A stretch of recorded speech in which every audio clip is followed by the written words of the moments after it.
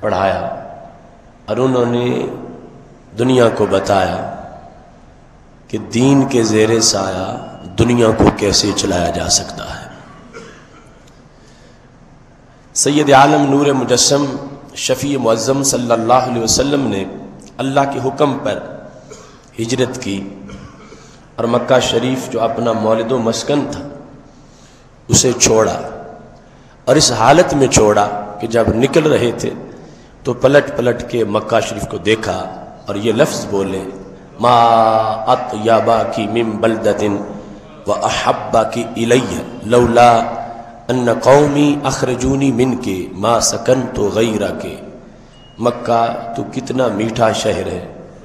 اور میرا کتنا محبوب شہر ہے، اگر میری قوم مجھے یہاں سے نکلنے پر مجبور نہ کرتی تو تیرے سوا میں کہیں بھی جا کے نہ رہتا۔ اس وقت ابھی مدینہ شریف تو مدینہ بنا نہیں تھا، لیکن اتنا پیار تھا مکہ شریف سے، لیکن پھر بھی اس کو کیوں چھوڑا کہ وہاں اسلام کی ساری تعلیمات پر عمل کروانا اس میں بہت سی دشواریاں پیش آ رہی تھیں، چونکہ گھر تک تو یہ دین محدود رہ نہیں سکتا، وہ عقائد کی پختگی ہو چکی، اب آگے نظام زندگی کا معاملہ تھا، اور مکہ شریف کے آفاق میں اس ماحول میں ابھی ایسی گنجائش موجود نہیں تھی۔ تو سید عالم نور مجسم شفیع معظم صلی اللہ علیہ وسلم نے اپنا پیارا شہر چھوڑنا اسلام کے نظام کی خاطر منظور کر لیا کہ ہمیں ایسا ماحول ملے، ہم ایسی جگہ پہ چلے جائیں جہاں راج ہمارا ہو، نظام ہمارا ہو، قانون ہمارا ہو، مسجد میں عبادت بھی ہم اپنے طریقے کے مطابق کریں، بازار میں دکان بھی اپنی مرضی سے چلائیں، ایسا نہ ہو کہ کوئی ابو جال جیسا اپنے زور بازو پر ہمارے نظام تجارت میں مداخلت کرے اور جسے ہم حلال کہیں اسے وہ حرام کہہ دے، جسے ہم حرام کہیں اسے وہ حلال کہہ دے۔ تو ہمارے لیے ایسا ماحول ہونا چاہیے جہاں ہم اپنی شریعت کو نافذ کر سکیں، اپنے نظام کو رائج کر سکیں، اور اس نظام میں مداخلت اور رکاوٹ بننے والا کوئی نہ ہو۔ ہجرت کر کے مدینہ شریف پہنچے، اور مدینہ شریف پہنچ کر رسول اللہ صلی اللہ علیہ وسلم نے ایک باقاعدہ سٹیٹ کی بنیاد رکھی اور ریاست کا اعلان کر دیا۔ یہی وہ بات تھی کہ جو مشرکین مکہ کے لیے سب سے بڑا خطرے کا الارم تھا، کہ انہوں نے اب اپنی پاور اکٹھی کرنا شروع کر دی، آل پارٹیز کانفرنس بلا لی، تمام قبائل کو بلا لیا، اور مسلمانوں سے مقابلہ کرنے کے لیے فنڈ ریزنگ کی گئی، اور مسلمانوں کے خلاف معاذ اللہ فیصلہ کن حملہ کرنے کے لیے تیاریاں کی گئیں۔ اس میں پیچھے خطرہ ان کو کیا تھا، جبکہ یہی مسلمان ان کے پاس مکہ شریف میں کئی سال رہے، اور 13 سال تک وہ وہاں جو ہے ایسی صورتحال کہ جس کے ہوتے ہوئے گزارا ہوتا رہا، اور سب کچھ سامنے تھا، کوئی ایسا اتنا انتہائی اقدام کا ان کو کوئی خیال ہی نہیں آیا۔ گلی محلے میں وہ تشدد کی کاروائیاں تو ہوتی رہیں، مگر ایسا کہ ان کا کوئی بچہ بھی نہ بچے، نسل ہی ختم ہو جائے معاذ اللہ، یہ قریش اور کافر دماغ کو اس وقت خیال نہیں آیا، لیکن اب ان کو خیال آیا کہ وہ یہ سمجھ چکے، ان کو یہ باور ہو گیا کہ یہ دین صرف مسجد کا دین نہیں، یہ دین بازار کا بھی دین ہے، یہ گھر سے باہر کا بھی دین ہے، یہ دوسروں تک پہنچنے والا دین ہے، اور یہ نظام ہے،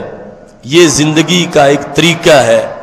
اس میں باقاعدہ سٹیٹ کے اصول ہیں۔ اور یہ صورتحال تھی کہ قریش مکہ کو بتوں سے پیار تھوڑا تھا، اپنی فرعونیت سے پیار زیادہ تھا، بتوں سے محبت تھوڑی تھی، اپنی انانیت سے محبت زیادہ تھی۔ بتوں کے مقابلے میں جب انہیں اللہ کا نام بتایا گیا، اللہ کو سجدے لوگوں نے کیے تو انہوں نے اتنی تکلیف نہیں ہوئی، لیکن جب ان کے مقابلے میں نظام قائم ہوا، ان کی چودراہٹ کے مقابلے میں مدینہ شریف میں سٹیٹ قائم ہوگی، سلطنت قائم ہو گئی، اب ان کو بہت بڑا خطرہ لاحق ہوا کہ یہ ہماری حق تلفی ہو جائے گی، ہماری حیثیت ختم ہو جائے گی، ہمارا راج ختم ہو جائے گا، ہماری جو معاشرے میں ویلیو بنی ہوئی ہے، حکم ہمارا چلتا ہے، نظام ہمارا چلتا ہے، بات ہماری چلتی ہے، یہ سب کچھ ختم ہو جائے گا۔ تو اس واسطے انہوں نے اسلام کی جو سٹیٹ کی شکل تھی اسے اپنے لیے پہلے سے بڑا خطرہ سمجھا، پہلے محض مسجد اور گھر کا ایک دین سمجھا، اور اب اس کو کائنات کا ایک راج سمجھا، ایک ورلڈ آرڈر سمجھا، اور اس بنیاد پر گھبرا کے وہ اپنے گھروں سے نکلے اور انہوں نے بدر میں لڑائی کی، احد میں بھی پہنچے، مگر خندق میں جو شکست کھائی تو پھر کبھی سر اٹھانے کے لیے ان کو ہمت اور حوصلہ نہ ہو سکا کہ مدینہ شریف میں جا کے لڑائی کر سکے، اور آہستہ آہستہ ختم ہوتے ہوتے ختم ہو گئے، اور اللہ تبارک و تعالیٰ نے اس دین کو عروج اور وقار عطا فرما دیا۔ جو حکمت مکہ شریف سے مدینہ شریف کی طرف ہجرت کی تھی، یعنی 20 حکمتوں میں سے ایک دو حکمتیں نہیں تھیں، 20 حکمتوں میں سے ایک حکمت جو تھی، اس حکمت کے پیش نظر ہی بر صغیر کے مسلمانوں نے آزادی کی جنگ لڑی، آزادی کی تحریک چلائی، اور آج کے دن اپنا علیحدہ وطن پا لینے کے بعد قافلے وہاں سے چلے، اور 3 صدیوں کا جو جہاد تھا اس کی کامیابی کی شکل میں اپنا علیحدہ ملک پا لینے کے بعد انہوں نے گھر چھوڑے، اپنے کاروبار چھوڑے، سب کچھ چھوڑ کے اس طرف بڑھے، اور پیش نظر 3 صدیوں میں یہی بات تھی کہ ہم کھل کر دین پر عمل کرنا چاہتے ہیں، اور ہم شریعت مطہرہ کو ہر شعبے میں رائج کرنا چاہتے ہیں، ہم اللہ کے دیے ہوئے نظام کو ہر پہلو پر غالب کرنا چاہتے ہیں، اور اگر ہندو ہم پہ حکمران ہوگا تو پھر ہم کھل کر شریعت مطہرہ پر پابندی نہیں کر سکیں گے اور شریعت مطہرہ کو لاگو نہیں کر سکیں گے۔ اس واسطے ہمیں ایک ایسی فضا چاہیے، ایسا ماحول چاہیے کہ جس ماحول میں ہم رہ کر اپنے گھر میں بھی رب کو راضی کریں، اپنی دکان پہ بیٹھ کے بھی رب کو راضی کریں، تھانے کچہری میں، نظام زندگی میں، کھیت کھلیان میں، اجتماعی انفرادی فیصلوں میں اور ملی اور دینی کاموں میں وہی کریں جو ہمارے رب کا فرمان ہو۔ اس مقصد کے پیش نظر عظیم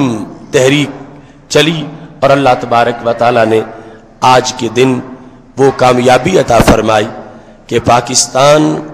کے بن جانے کے بعد لوگوں نے یہاں تک تبصرے کیے۔ ڈاکٹر طٰہٰ حسین بہت بڑا مصری نقاد ہے، انہوں نے کہا کہ میں پاکستان کو رسول اللہ صلی اللہ علیہ وسلم کے معجزوں میں سے ایک معجزہ سمجھتا ہوں کہ روئے زمین پر صدیوں کے بعد بھی ہمارے نبی علیہ الصلوۃ والسلام کا دیا ہوا نظریہ عملاً اتنا پکا ہے، اتنا محکم ہے کہ 2 کروڑ لوگوں کو گھر چھوڑتے ہوئے یہ خیال نہیں آیا کہ ہم کیا کر رہے ہیں، اور دین کی محبت میں گھر چھوڑ آئے ہیں۔ 10 لاکھ نے اپنا جانیں پیش کر دیں اور یہ پاکستان بنا ہے۔ لہٰذا یہ رسول اللہ صلی اللہ علیہ وسلم کے دیے ہوئے دین کی حقانیت اور آپ کی ذات کے ساتھ پیار اور اللہ کی بندگی کا یہ ایک انداز تھا کہ یہ تاریخ عالم میں اتنی بڑی ہجرت یہ بر صغیر پاک و ہند کے مسلمانوں کا ایک ترہ امتیاز ہے کہ جنہوں نے اپنی ذاتی سہولتوں کی خاطر نہیں، کوئی مربع جاگیریں لینے کے لیے نہیں، اپنے رب کی رضا کے لیے اور اس مقصد کے لیے کہ ہم وہاں رہ کے دین پر پورا عمل نہیں کر سکتے، ہم اپنے اجتماعی انفرادی معاملات کو دین کے زیر سایہ سر انجام دینے کے لیے جدا وطن کی طرف جا رہے ہیں، اور رب ذوالجلال نے استقامت بھی دی، حوصلہ بھی دیا، اور پاکستان جیسا عظیم ملک معرض وجود میں آیا۔ اس کے پس منظر میں جتنا جہاد تھا اور جتنی کوششیں تھیں وہ ایک پورا چیپٹر ہے، بلکہ ایک پورا جہان ہے۔ جب سے حضرت محمد بن قاسم رحمہ اللہ تعالی اس دھرتی پر اللہ کے دین کا پیغام لے کر آئے اور سید عالم نور مجسم شفیع معظم صلی اللہ علیہ وسلم کے دین کا سندیسہ پہنچایا، مختلف اولیاء کرام وہ پیغام یہاں بانٹتے رہے اور کفر و شرک سے بھرے ہوئے ماحول میں حق کی بات بتاتے رہے۔ اس وقت کی حکومتیں، اس وقت ہندوؤں کا جتنا بھی جبر و استبداد تھا، سب کا مقابلہ صدیوں کی طویل تاریخ میں ہوتا رہا، یہاں تک کہ جس وقت حضرت معین الدین والملہ حضرت خواجہ معین الدین چشتی اجمیری رحمۃ اللہ علیہ بر صغیر میں رسول اللہ صلی اللہ علیہ وسلم کی لگائی ہوئی ڈیوٹی کے مطابق پہنچے، دہلی میں بھی قیام کیا، وہاں سرکشوں پر فتح پائی، اور اجمیر شریف اس وقت رائے پتھورا کے کنٹرول میں تھا، اور حضرت مجدد الفسانی رحمۃ اللہ علیہ جس وقت وہاں پہنچے اور چند ہی دنوں میں ہر طرف فیض کی برسات ہوئی، دلوں کے زنگ اترنے لگے اور لوگ جوک در جوک آپ کی محفل میں آنے لگے، تو وہی خطرہ لاحق ہوا رائے پتھورا کو جو ابو جہل کو لاحق ہوا تھا۔ اب یہ میری اقتدار کا معاملہ ہے، اور یہ لوگ جو اس مرد حق پرست کی طرف جا رہے ہیں، کل ان کا تصوف میرے تخت سے مقابلہ کرے گا، اور ان کی درویشی میرے اقتدار سے پنجہ آزمائی کرے گی، تو مجھے فوراً ان کے خلاف ایکشن لینا چاہیے۔ اس نے حضرت معین الدین والملہ خواجہ غریب نواز رحمۃ اللہ علیہ کو پیغام بھیجا، اور آپ کو جو اپنی تبلیغی سرگرمیاں تھیں روکنے کے لیے دباؤ ڈالا، تو حضرت معین الدین چشتی اجمیری رحمۃ اللہ علیہ نے اپنی طرف سے اسے دعوت اسلام دی کہ تو جھوٹا ہے، تیرا دل پتھر ہے، تیرا دل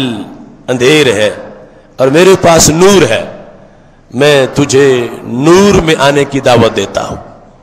تو وہ بڑا بگھوڑا اور سرکش تھا، اس نے اس بات پر مزید غصے کا اظہار کیا اور اپنے بھائی راجپال کو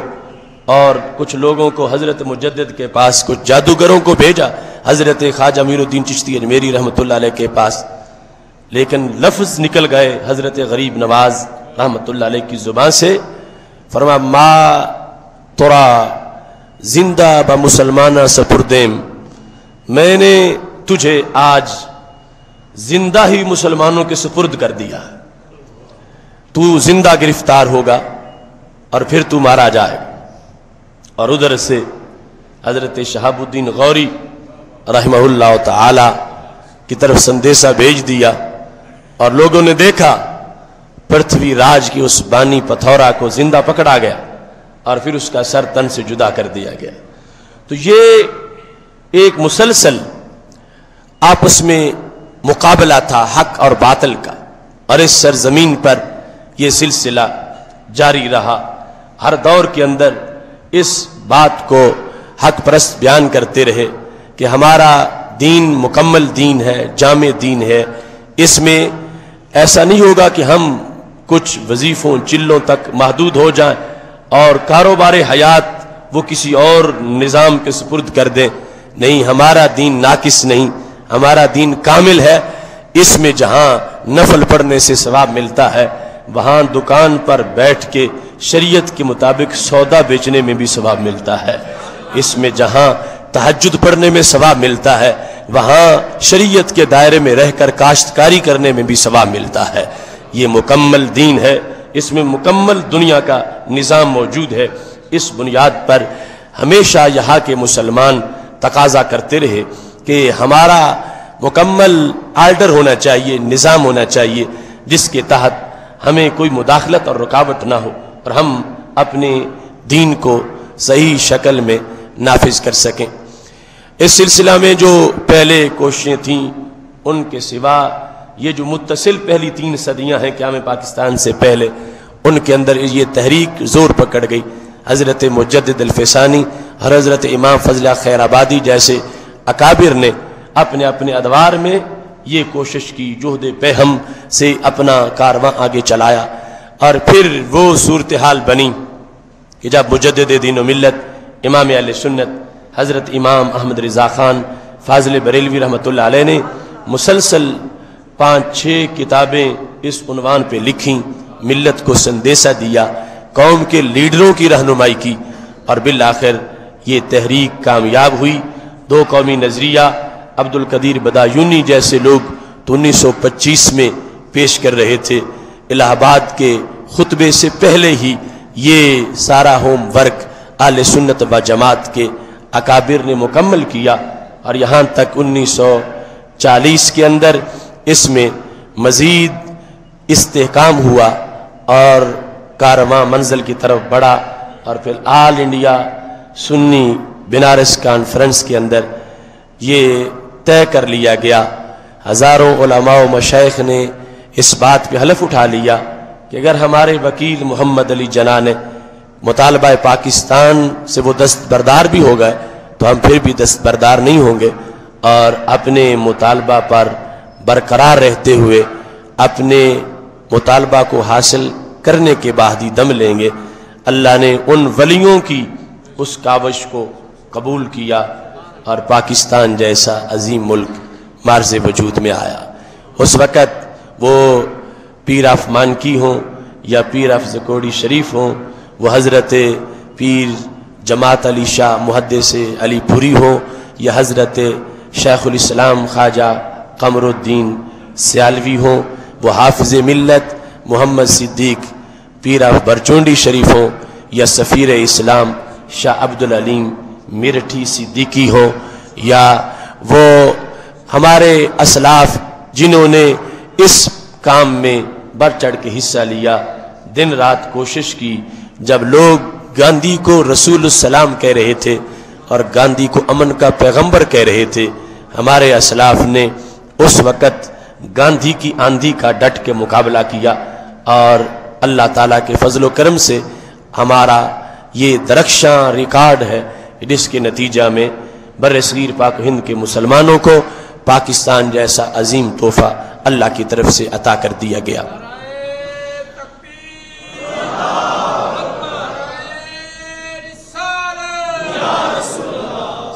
آج یوم آزادی منایا جا رہا ہے، لیکن یہ ایسے ہی ہے جس طرح کسی کے گھر ماتم ہو اور اسے شادی کی تقریب کا نام دے دیا جائے۔ جب پوری قوم غلامی کی زنجیروں میں جکڑی ہوئی ہے اور اس بے بسی پر آزادی کا لیبل چڑھایا جا رہا ہے،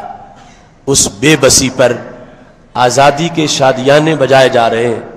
اس بے بسی پر سرکاری تقریبات میں عام گلی بازار میں لفظ آزادی کا بھی مذاق اڑایا جا رہا ہے۔ جس ملک کی زمین پر غاصب پنجے گاڑ چکے ہوں، جس کی سالمیت خطرے میں پڑ چکی ہو، جہاں کوئی حکمران اپنا آرڈر نافذ نہ کر سکے اور وہ غیروں کا صرف ایلچی قرار پائے، غیروں کا